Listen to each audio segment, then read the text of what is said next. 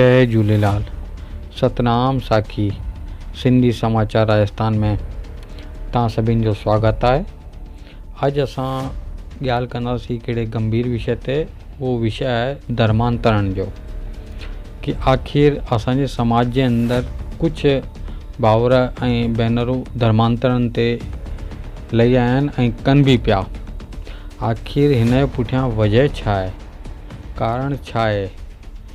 त इहे ॻाल्हि असांखे कई सिंधी भाउरनि फ़ोन करे असांखे चैनल खे ॿुधाइनि कि हीअ समस्या अचे पई ऐं तव्हां हिन मथां कुझु वीडियो वग़ैरह तव्हां समाज खे ॾियो, जंहिंसां कि को जागरूकता पैदा थिए ऐं समाज में जेको धर्मांतरण थिए पियो उहो रुकिजे।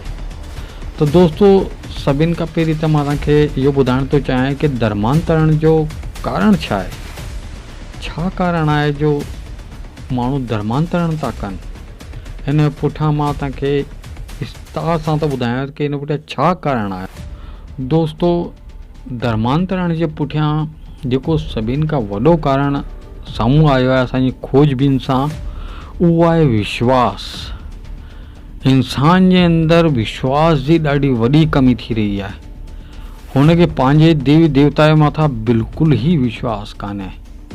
उन्हनि जो विश्वास बिल्कुलु डगमगाइजी वियो आहे। उन्हनि खे इहो थो लॻे कि शायदि ॿियो असां धर्म अपनाईंदासीं त उहो ॿियो देवी देवता या ॿियो जेको बि धर्म में वञनि था हू असांखे निहाल कंदो। त इहा बिल्कुलु ग़लति ॻाल्हि आहे, बिल्कुलु ग़लति ॻाल्हि आहे। छो कि ईश्वर पहिरीं ई तव्हांखे सोचे सम्झे करे उन धर्म में ई जनम ॾिनो अथई जेको तव्हांजे लाइ करे मुनासिब हो। अगरि ईश्वर खे लॻो कि तव्हांखे हिंदू ठहिणो आहे त उन तव्हांखे हिंदू परिवार में जनम ॾिनो आहे। अगरि ईश्वर खे तव्हांखे मुस्लिम ठहिणो हो त उहो तव्हांखे मुस्लिम परिवार में ई जनम ॾियो आहे। ईश्वर खे अगरि तव्हांखे सिख ठहिणो हो त सरदारनि जे घर जनम ॾियो आहे। ऐं ईश्वर खे अगरि तव्हांखे क्रिश्चियन ठहिणो हो त अंग्रेजनि जे घर जनम ॾियो आहे। पर ईश्वर खे तव्हांखे हिंदू ठहिणो त तव्हांखे हिंदू सिंधी जे घर जनम ॾिनई कि तव्हां हिंदू सिंधी रहो। के बि घर में के इंसान जो जनम थींदो आहे त सभिनि खां पहिरीं अगरि हुन सां गॾु कुझु जुड़जंदो आहे त उन जो धर्म ऐं उन जी संस्कृति ऐं धर्म ऐं संस्कृति जुड़जण सां गॾु उन जा जुड़जी ईंदा आहिनि गॾ में संस्कार। ऐं वॾे थियण खां पोइ जीअं अगरि तव्हां उन टिनी शयुनि खे छॾे था ॾियो ऐं तव्हां अन्य धर्म में वञो था हली त इहा ॾाढी विडंबना जी ॻाल्हि आहे। छो कि हिकु तरफ़ तव्हांजो धर्म ऐं तव्हांजे अंदरि समायल हिकिड़ी संस्कृति थी रहे ऐं ॿिए तरफ़ तव्हां नओं धर्म अपनायो आहे ऐं तव्हां उन ई संस्कृति खे था अपनायो त ॿिन्हिनि में किथे न किथे तव्हां उलझो था। उलझो था। किथे न किथे तव्हांजे अंदरि विश्वास जी ॾाढी वॾी कमी आहे कि भॻवानु असांखे ही कान पियो ॾे, भॻवानु असांखे हू कान पियो ॾे। अरे, तव्हां सनातन धर्म में पैदा थिया आहियो, तव्हां हिंदू धर्म में पैदा थिया आहियो, तव्हां विश्वास था रखो। चवंदा आहिनि कि अगरि कंहिं पत्थर में बि विश्वास रखिबो आहे न त उहो पत्थर बि असांखे गुल ॾींदो आहे, असांजी मुराद पूरी कंदो आहे। त हेतिरे सुठे तव्हां हिंदू धर्म में पैदा थियण खां पोइ तव्हां अन्य धर्मनि में ॿिया वञो, ॾाढे अफ़सोस जी ॻाल्हि आहे। यादि रखो, जीअं पीउ असांजो हिकु आहे, पाण मटे नथा सघूं।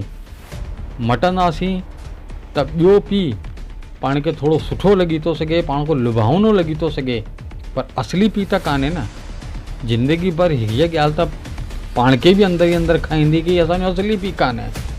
ठीकु उन ई प्रकार सां जॾहिं पाण धर्मांतरण था करूं त किथे न किथे इहा ॻाल्हि पंहिंजे अंदरि अचे थी कि यार पंहिंजो जनम त हुते थियो आहे पर पाण धर्मांतर करे पाण हिन पासे आया आहियूं। त जेॾीमहिल अंत समय ईंदो आहे त उहो ॿिनि नावनि जे विच में फासी ईंदो आहे। हिकु तरफ़ उन जा संस्कार ऐं उन जी ॻाल्हियूं ईंदियूं आहिनि समक्ष, ऐं ॿिए तरफ़ नओं धर्म, उन जी संस्कृति। त ॿिन्हिनि मज़दारनि में उलझी करे रहिजी वेंदो आहे। हिन कारण दोस्तो, तव्हां मेन मुद्दे जी ॻाल्हि खे पकड़ो। पोइ मेन मुद्दे जी ॻाल्हि आहे विश्वास। तव्हां भॻवान श्री झूलेलाल जे मंदर में वञो, जोल फैलाए हिकु दफ़ा 2 अखियूं पूरे हुन खां घुरी त ॾिसो छा कान थो मिले। भले तव्हां भॻवान श्री राम खे था मञो, श्री कृष्ण खे था मञो, भले भोलेनाथ खे था मञो, चाहे झूलेलाल भॻवान साईं खे था मञो, कंहिंखे बि मञो, पूर्ण श्रद्धा सां मञो, विश्वास रखो, इहे ई देवी देवता तव्हांखे पार उतारींदा। दोस्तो, वॾा चई आहिनि कि अगरि हिकु जॻह ई खॾो खोटींदा त ई पाणी निकिरंदो। जॻह जॻह ते खॾो खोटींदा त हुन सां कुझु कान थींदो। हिन कारण इहो धर्मांतरण बंदि करो ऐं पंहिंजे सनातन धर्म खे पहचानो, पंहिंजे देवी देवताउनि खे पहचानो ऐं उन्हनि ते विश्वास रखो।